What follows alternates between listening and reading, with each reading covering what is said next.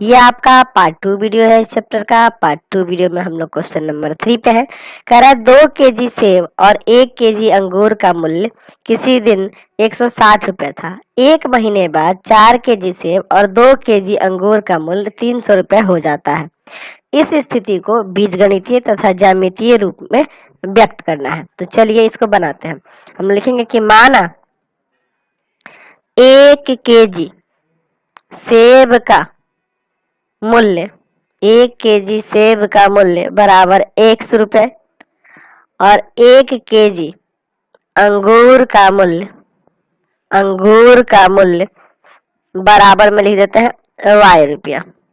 ठीक है, अब देखते हैं प्रश्न से। देखिए बहुत ही सिंपल क्वेश्चन होते हैं। 2 केजी सेब है तो कितना रुपया हो जाएगा 2x और 1 केजी अंगूर का 1y बराबर कितना 160 रुपए। तो ये पहला समीकरण हो गया। दूसरा इसी से निकालेंगे। 4 केजी सेब है तो 4x और 2 केजी अंगूर है तो 2y बराबर 300 रुपए। यहाँ से 2 कॉमन करिए तो यहाँ बचेगा 2x प्लस y और बराबर में 300। तो इसको ले जाएंगे भाग में तो हो जाएगा 2x प्लस y बराबर 300 बट्टा 2।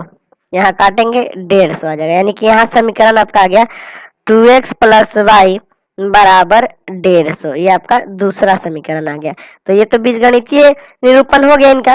अब हम लोग इसका ज्यामितीय निरूपण देखते हैं, यानी कि इसका ग्राफ बनाएंगे। ठीक है, तो एक एक करके दोनों समीकरण में देखेंगे। लेते हैं समीकरण 1 से। समीकरण 1 है आपका 2x प्लस वाई बराबर में 160। यहाँ से y का मान क्या हो जाएगा 160 माइनस 2x। अब x के भिन्न भिन्न मान पे y का भिन्न भिन्न मान आएगा, आपको तो पता ही है। तो यहाँ से हम लोग इसके दो हल निकाल लेते हैं। तो चलिए x बराबर हम लिखते हैं 40 पर। ठीक है, बड़ा अंक लेंगे तो ठीक रहेगा। y बराबर आ जाएगा 160 माइनस 2 गुना 40, यानी y बराबर आ जाएगा 160 माइनस 40 गुना कितना हो जाएगा 80, यानी कि 80 आ गया। समझ गए।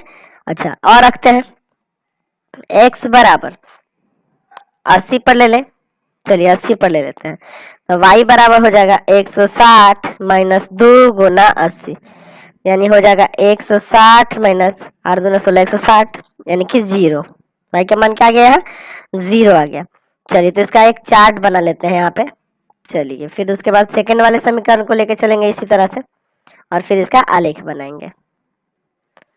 चलिए तो इसका हम लोग यहाँ चार्ट बना लेते हैं। बताए आपको कि कम से कम 2 हल निकालने होते हैं ताकि रेखा आप दिखा सके, है ना। इस समीकरण के लिए आलेख खींच सके। x y, x का मान पहले में क्या रखे हैं 40, तो y का आया है कितना 80। फिर x का मान रखे हैं 80, तो y का आया है कितना 0। ठीक है इतना। चलिए अब दूसरा समीकरण लेते हैं। तो दूसरा समीकरण यहाँ है ना, यहीं पे लिखते हैं समीकरण 2 से। समीकरण 2 क्या है 2x प्लस वाई बराबर 150। यहाँ y बराबर क्या लिख देंगे 150 माइनस में 2x हो जाएगा। चलिए तो यहाँ भी x का भिन्न भिन्न मान लेंगे। चलिए x बराबर ले लेते हैं, कितना लिया जाए चलिए ना 40 ही ले लेते हैं। 40 पर y बराबर हो जाएगा 150 माइनस 2 गुना 40, यानी कि 150 माइनस 80। तो 150 में से 80 जाएगा, कितना आ जाएगा आपका 70 ना, यानी कि y का मान यहाँ से आ गया 70। ठीक है। अच्छा, फिर x बराबर कितना पे ले लिया जाए 80 पे ले ले क्या, चलिए ना 80 पे ले लेते हैं। 80 पर तो y बराबर हो जाएगा 150 माइनस 2 गुना 80, यानी कि 150 माइनस 160, यानी कि आ जाएगा यहाँ से माइनस का 10। y का मान कितना आ गया माइनस का 10 आ गया। तो यहाँ इसका भी चार्ट बना लेते हैं यहाँ पे। चलिए यहाँ पे इसका भी हम लोग चार्ट इसका ड्रॉ कर देते हैं और फिर तब इसका आलेख हम लोग बनाएंगे। क्लियर है। चलिए तो इसका चार्ट यहाँ बना लेते हैं, फिर इसका आलेखीय निरूपण देखेंगे हम लोग यहाँ पे। ठीक है, तो आपको 2 हल कम से कम निकालने होते हैं। 3 आप निकालिएगा तो बहुत अच्छा रहेगा, है ना, लेकिन कम से कम 2 निकालिएगा। x का मान है 40 रखने पे y का आ गया है आपके पास 70, फिर x का मान 80 रखने पे y का आ गया है माइनस 10। अब इसका आलेख बनाते हैं। चलिए तो इसको हम लोग ग्राफ पेपर पे दिखाते हैं तो अच्छा रहेगा यहाँ पे। ठीक है, चलिए तो यहाँ पे ले लेते हैं ये आपका x अक्ष, सॉरी इस पे हम लोग ले लेते हैं एक्स अक्ष और एक वाई अक्ष। चलिए ये आपका एक्स अक्ष हो जाएगा, ठीक है, और एक ऊपर ऐसे दिखा देते हैं यहाँ पे वाई अक्ष, ठीक है, एक्स और वाई अक्ष, इसका नाम लिख देते हैं यहाँ पे।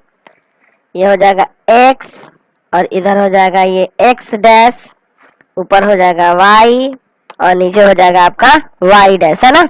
चलिए अच्छा, इसमें 80 तक लिया है ना, एक काम करिए आप 20-20 लेके चलिए, 20, फिर से यहाँ 40, ठीक है। ग्राफ पे समझ जाइए, अच्छा से रहेगा, इसीलिए हम ग्राफ पे आपको समझा रहे हैं। और उसके बाद यहाँ पे आ जाएगा 80, बराबर बराबर दूरी पे है ना, हर एक मोटे वाले लाइन पे ले लिया। यहाँ पे देखिए 20, 40, 60 और ये 80। तो माइनस में कोई खास जरूरत नहीं है, माइनस में कम भी लीजिएगा तो चलेगा, लेकिन खींच देते हैं -20, -40, -60, -80। यहाँ भी देखिए -20, -40, -60 और -80। चलिए ठीक है। अब देखिए x का 40 है और y का 80 है, x का 40 और y का 80 यहाँ पे होगा ना। तो ग्राफ पे एकदम बनाने से ना सुटेबल बनता है, अच्छा बनता है, ठीक है, अच्छे से आपको समझ में भी आएगा, सीधा सीधा मिलेगा भी। तो ग्राफ पे ही हमेशा बनाएंगे आप, x का 80 y का 0, x का 80 y का 0, ये ना होगा 80, 0। चलिए तो इसको अब रेखा से मिला देते हैं यहाँ से। चलिए ये कुछ इस तरह से ना आएगी, समझ गए, दोनों को इस तरह से होकर जाएगी। चलिए अब इसका समीकरण भी यहाँ लिख देंगे तो बेहतर रहेगा, है ना। बिंदु को भी दर्शा दिया और समीकरण भी यहाँ लिख दीजिए कि 2x + y = 160, इसका समीकरण हो गया। अब चलिए इसका चलते हैं, x का 40 और y का 70, x का 40 और y का 70, 70 कहाँ होगा, तो 60 और 80 के बीच में, यानी यहाँ पे, यानी यहाँ पे ये बिंदु आएगा। क्या नाम है इसका, इस बिंदु को यहाँ लिखेंगे 40,70। चलिए दूसरा है 80, -10, x का 80 और y का -10, यानी कि इन दोनों के बीच में यहाँ पे, यानी कुछ इस तरह से यहाँ पे आएगा। क्या है इस बिंदु का, तो ये लिख देंगे 80, -10। चलिए अब इन दोनों बिंदुओं को भी मिला देते हैं इसी तरह से, ठीक है, समझिएगा ध्यान से। चलिए इन दोनों बिंदुओं को भी यहाँ से मिला दिया, क्लियर है ये, चलिए समझ गए ना। अब देखिए ये जो रेखा जा रही है, ये जो रेखा जा रही है, इसका समीकरण क्या है, 2x + y = 150। तो इसमें आपको ये दिख रहा है कि ये दोनों रेखाएं एक दूसरे के क्या है, समांतर है। तो हमने 3 चीजें समझा इस एक्सरसाइज में 3.1 में। पिछले वीडियो में आपने 2 का ग्राफ देखा था। तो पहले का ग्राफ जो था प्रतिच्छेदी रेखा हो जा रही थी, दूसरे का जो ग्राफ था संपाती हो जा रहा था, और अभी जो ये तीसरा देख रहे हैं ये समांतर हो जा रहा है। तो आपको ग्राफ बनाने के बाद में इसमें पता चला कि प्रतिच्छेदी होगा, संपाती होगा कि समांतर होगा, लेकिन बिना ग्राफ खींचे, बिना उसके ज्यामितीय रूप में निरूपित किए हम लोग कैसे पता लगाएंगे कि रेखाओं का ग्राफ प्रतिच्छेदी होगा, समांतर होगा या संपाती होगा, और उनके हलों की संख्या हम लोग कैसे पता लगाएंगे। अब हम लोग आगे एक्सरसाइज में यही चर्चा करने वाले हैं, ठीक है। तो चलिए हम लोग रैखिक समीकरण युग्म लेते हैं, यहाँ लिखेंगे 2 चर वाले रैखिक समीकरण युग्म। हम लोग 2 चर वाले रैखिक समीकरण युग्म लेते हैं। एक लेते हैं a1x b1y + c1 = 0, और दूसरा लेते हैं a2x + b2y + c2 = 0। तो ये आपके पास 2 चर वाले, 2 रैखिक, है ना, 2 चर वाले रैखिक समीकरण युग्म है। अब इनको देखकर आप कैसे पता लगाएंगे कि इनका ग्राफीय निरूपण कैसा होगा या बीजगणितीय निरूपण कैसा होगा, ठीक है, इन समीकरणों से कैसे पता लगाएगा। तो देखिए इसके लिए हम यहाँ एक चार्ट बना रहे हैं, उस चार्ट को आप ध्यान में रखेंगे, ठीक है, तो आपको सब कुछ क्लियर हो जाना है, ठीक है। चलिए तो इस चार्ट को आप लोग ध्यान में रखेंगे एकदम बढ़िया से, ठीक है, तो आपको सब कुछ क्लियर हो जाएगा यहाँ से, ठीक है, कुछ नहीं सोचना पड़ेगा आपको। तो ये चार्ट को आपको याद रखना होगा, पूरी तरह से याद रखेंगे। हम लोग यहाँ लिखेंगे अनुपातों की तुलना, अनुपातों की तुलना, और यहाँ लिखेंगे उसका ग्राफीय निरूपण, ग्राफीय निरूपण, और यहाँ लिखते हैं बीज गणितीय निरूपण, बीज गणितीय गणितीय निरूपण, बीज गणितीय निरूपण। अब आप बिना ग्राफ बनाए कैसे पता लगा लेंगे कि उसका ग्राफ कैसा होगा? तो आपको याद रखना होगा कि आप उनके अनुपातों की तुलना करके ये सारा चीज पता लगा सकते हैं। यदि अगर आपके पास ये दो समीकरण दिए गए हों और a1 बाई a2 बराबर नहीं हो b1 बाई b2 के, अब ये a1 a2 और b1 b2 क्या है? तो a1 a2 जो है x के गुणांक है दोनों समीकरण के, और y के गुणांक क्या है? b1 b2 है, और c1 c2 क्या है? जो अचर दिया होता है वो होता है, पहले भी बता चुके आपको। तो अगर a1 by a2 b1 by b2 के बराबर ना हो तो इसका ग्राफ जब बनाइएगा तो प्रतिच्छेदी रेखा होंगी, प्रतिच्छेदी रेखा होंगी, प्रतिच्छेदी रेखा है, और जो प्रतिच्छेद करेगी तो उसका बीजगणितीय निरूपण की बात करिएगा तो उसका अद्वितीय हल होगा, अद्वितीय हल, यानी कि एक हल है ना, उसका क्या हल होगा? एक हल होगा, समझ गए? और इसको है ना, इसको हम लोग इसको कैसा कहते हैं? तो इसको कहेंगे हम लोग, याद रखेंगे, संगत कहेंगे, ठीक है, संगत। चलिए अब दूसरा अनुपात लेते हैं, a1 बाई a2 बराबर हो b1 बाई b2 के, b1 बाई b2 के, और बराबर हो c1 बाई c2 के, यानी कि तीनों का अनुपात बराबर हो। तो ये रेखाएं, इनका जो ग्राफ बनेगा, ये समपाती रेखाएं होंगी, समपाती रेखाएं, समपाती रेखाएं, और इसके अनेक हल होंगे। इसके कितने हल होंगे? अनेक हल, है ना, अपरिमित रूप से अनेक हल होंगे, या अपरिमित हल या अनेक हल, समझ गए ना? अनेक हल कहिए या अपरिमित हल कहिए, और ये भी आपका संगत होगा, यानी कि जिनके हल निकल जाते हैं ना, चाहे एक हो चाहे अनेक हो, वो कैसा कहलाता है? संगत कहलाता है, ठीक है। तीसरा देखिए, तीसरा, अगर a1 बाई a2 बराबर हो b1 बाई b2 के और बराबर नहीं हो c1 बाई c2 के, ठीक है, तो ये जो इसका जो ग्राफीय निरूपण होगा, इसमें समांतर रेखाएं होंगी, समांतर रेखाएं होंगी, और इसका जब समांतर रेखा होगी कि कहीं पे भी नहीं मिलेगा तो इसको लिखेंगे कोई हल नहीं, कोई हल नहीं, है ना, क्योंकि एक भी बिंदु पर प्रतिच्छेद नहीं करेगा समांतर रेखा, इसलिए इसका कोई हल नहीं होगा, यानी कि इसको कहेंगे असंगत। समझ गए? इसको क्या कहेंगे? असंगत कहेंगे, समझ गए? अब देखिए, आपने जो 3.1 एक्सरसाइज में पढ़ा, तीनों तीन तरह के क्वेश्चन थे, किसी में प्रतिच्छेद करा था, किसी में संपाती था, और किसी में समांतर था, तीनों था ना। तो चलिए उसके बारे में थोड़ा इक्वेशन वही तीनों लिख के समझते हैं कि कैसे उस समीकरण को ही देख के आप बता देंगे कि प्रतिच्छेदी होगा, समांतर होगा या संपाती होगा, तीनों में से कैसे होगा उसका पता लगाते हैं। तो कुछ इस प्रकार से आपके तीनों समीकरण थे ना, इसके पहले वाले क्वेश्चन में यही तीनों थे ना।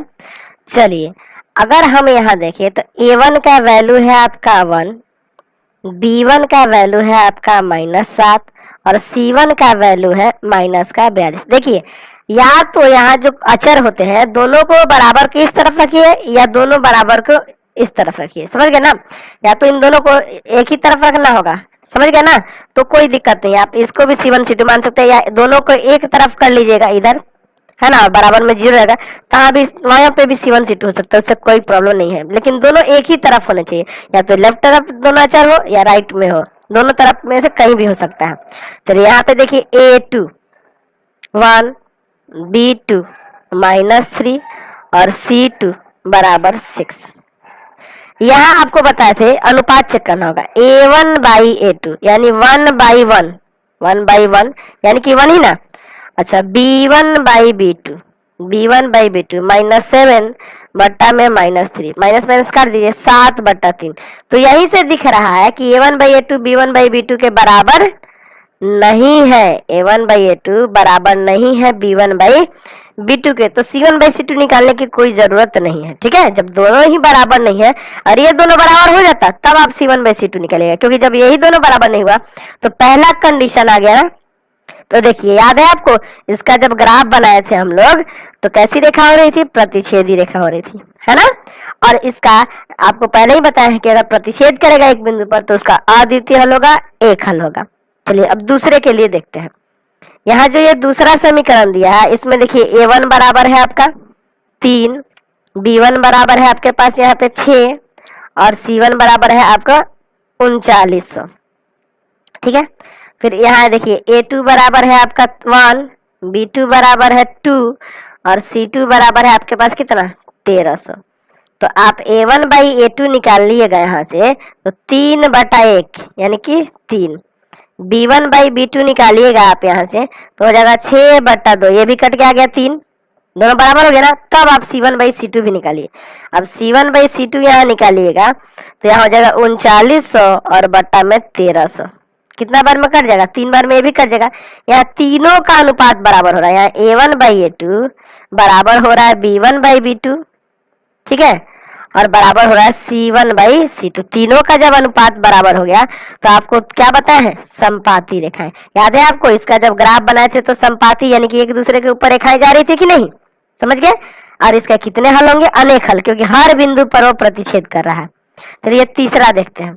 तीसरा देखते हैं, यहाँ पे नीचे लिख लेते हैं, 3rd नंबर जो है यहाँ तीसरा समीकरण आपका था अभी इसी वीडियो में आप देखे थे, 2x + y बराबर 160 और एक था 2x + y बराबर 150। यहाँ देखिए A1 बराबर 2, B1 बराबर 1, y का गुणांक, C1 बराबर 160, A2 बराबर 2, B2 बराबर 1 और C2 बराबर 150। चलिए चेक करिएगा तीनों का अनुपात। तो A1/A2 यानी कि 2/2 कट के आ गया 1, B1/B2 यानी कि 1/1 यानी कि 1 ही आएगा। तीसरा है C1/C2 बराबर 160 और बट्टा 150, ये 0 0 कर जाएगा 16/15। अब नहीं कटेगा नहीं है। तो यहाँ देख रहे हैं कि A1/A2 बराबर तो है B1/B2 के, लेकिन C1/C2 के बराबर नहीं है। तो देखिए, तो ये जो है तीसरा कंडीशन आ रहा है कि नहीं, यहाँ पे यही ना आ रहा है। यानी कि इसका जो ग्राफ बनाए थे याद है आप, इसका ग्राफ जो बना था तीसरे इक्वेशन का, कैसा ग्राफ बना था, तो उसकी समांतर रेखा हो रही थी। अभी आप बनाए हैं और समांतर रेखा होगा तो उसका कोई हल नहीं होगा और वो असंगत कहलाता है। तो यहाँ से आपको ये क्लियर हो गया पूरी अच्छी तरह से। अब चलिए आगे बढ़ते हैं चैप्टर में। चलिए अब हम लोग बात करेंगे रैखिक समीकरण युग्म का हल। तो देखिए रैखिक समीकरण को हल करने की 2 विधि होती है। यहाँ लिख सकते हैं कि रैखिक समीकरण युग्म को हल करने की 2 विधि होती है। 2 विधि होती है। पहला विधि जो होता है, वह होता है ग्राफीय विधि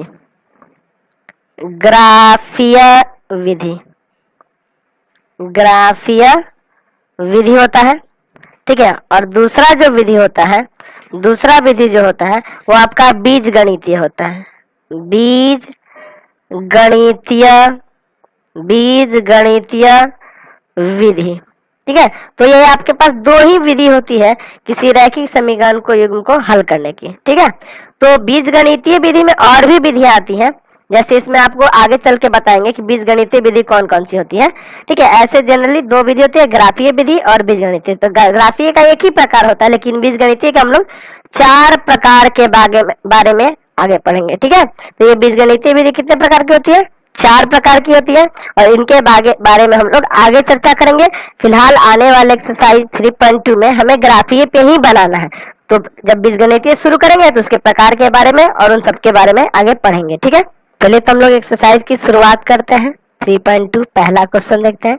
कह रहा है कि निम्न समस्याओं में रैखिक समीकरण के युग्म बनाइए, यानी कि इनका रैखिक समीकरण युग्म बनाना है और उसे ग्राफीय विधि द्वारा हल ज्ञात कीजिए। देखिए इस एक्सरसाइज में सब ग्राफीय विधि पढ़ ही दिए हैं, ठीक है, तो हमें सिर्फ ग्राफीय विधि से ही मतलब है और ग्राफीय विधि आप 3.1 में पढ़ ही चुके हैं।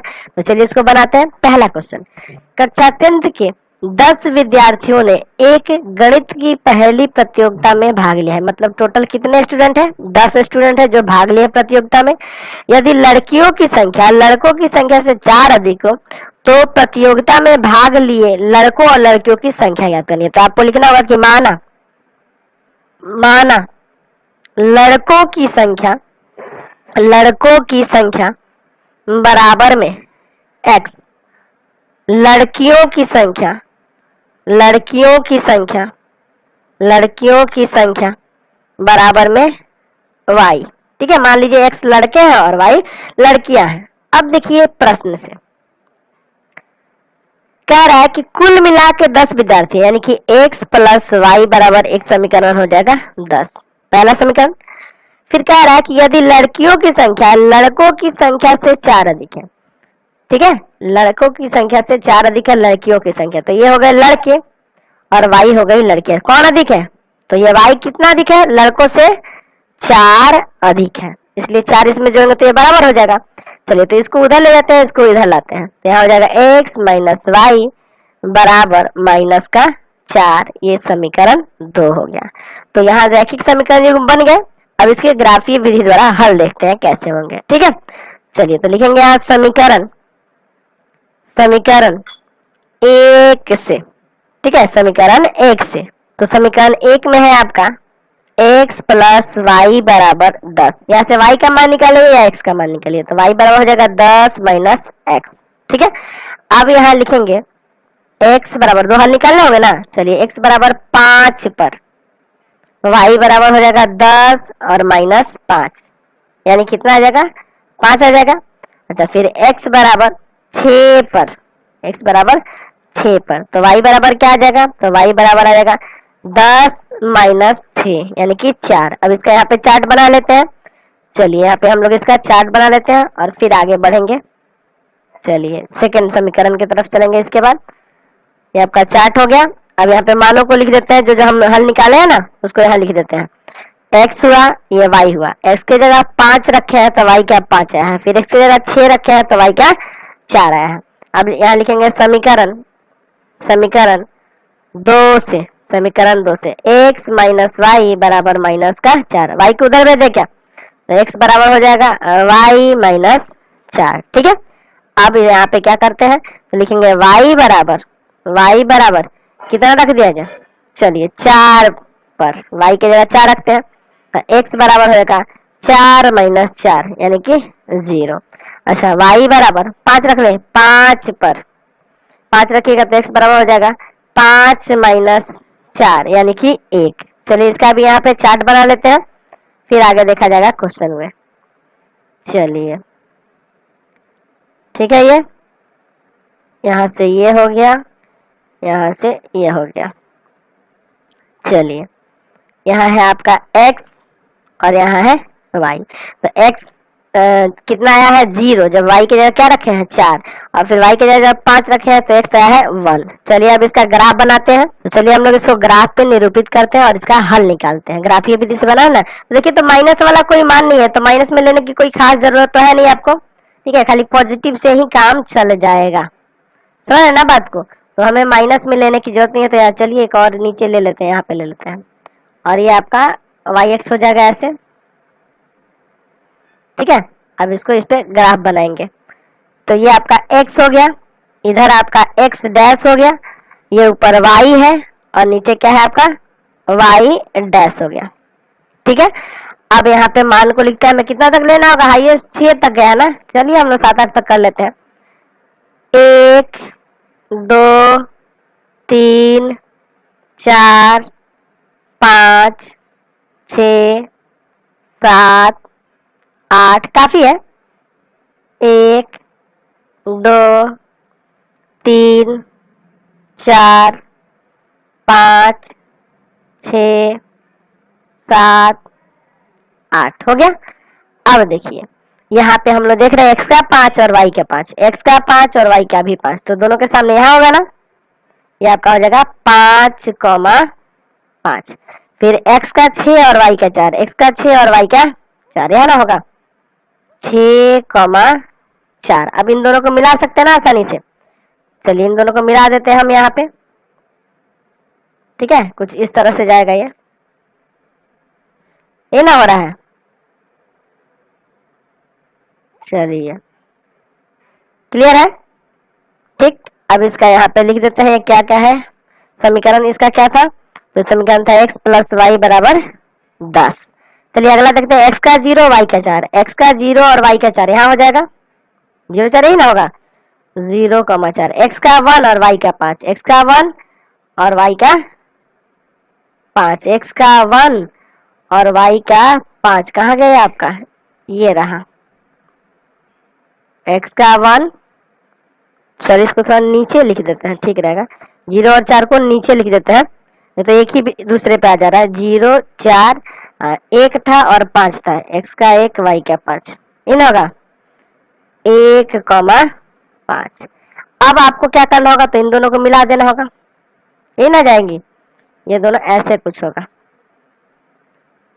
देख रहे हैं ना, ये आपका ऐसे मिलेगा। तो इसका भी समीकरण यहाँ लिख देना होगा, इसका समीकरण यहाँ लिख देते हैं।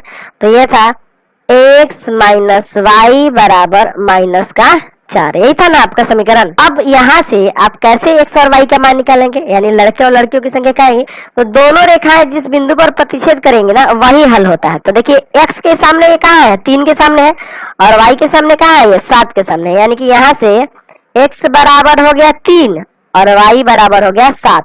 x क्या था, लड़कियों की संख्या या लड़कों की संख्या था, x लड़कों की संख्या था, तो यहाँ से आपके आगे लड़कों की संख्या बराबर x यानी कि 3, और लड़कियों की संख्या बराबर आ गया यहाँ से 7। समझ गए। तो बहुत ही सिंपल है, ग्राफ जहाँ पे प्रतिच्छेद करेगा वही उसका हल हो जाएगा। तो इस तरह से आप ग्राफ को बना सकते हैं। तो इस वीडियो को हम लोग यही इन कर देते हैं।